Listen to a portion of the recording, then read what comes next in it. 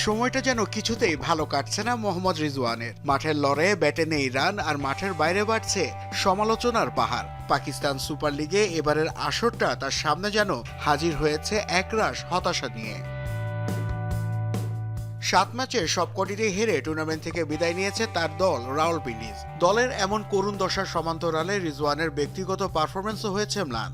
7 ম্যাচে তার ব্যাট থেকে এসেছে মাত্র 107 রান। ওপেনার হিসেবে দলের হাল ধরার কথা থাকলেও প্রত্যাশা মেটাতে পুরোপুরি ব্যর্থ এই অভিজ্ঞ ব্যাটার। অথচ এই টুর্নামেন্ট ছিল নিজেকে প্রমাণের মোক্ষম সুযোগ, কারণ দীর্ঘ 1.5 বছর ধরে জাতীয় দলের রঙিন পোশাকে ব্রাত্য তিনি। সবশেষ ম্যাচে কোয়েটা গ্ল্যাডিয়েটর্সের কাছে হারের পর উঠে আসে রিজওয়ানের অবসর প্রসঙ্গ।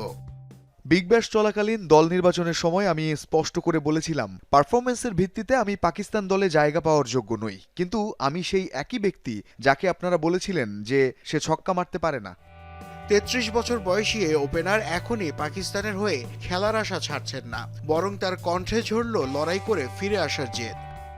আমি মানুষ, ভুল করতেই পারি। আমার পারফরমেন্স ভালো নয় তার মানে এই নয় যে আমি মনোবল হারিয়ে ফেলবো কিংবা আপনাদের সামনে অলস বসে থাকবো। আমার যদি সামর্থ্য থাকে তবে অবশ্যই আমি সুযোগ পাবো।